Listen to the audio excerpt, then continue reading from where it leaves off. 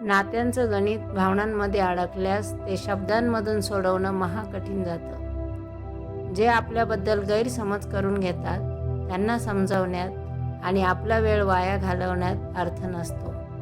व्यक्तीचं मोल समजण्यासाठी एकतर ती गमवावी लागते किंवा कमवावी लागते. आयुष्य सुंदर करायचं असेल तर हास्याला पर्याय नाही. आनंदी आयुष्याची सुरुवात होय मी आनंदी राहू शकतो या आशावादापासून होत असते.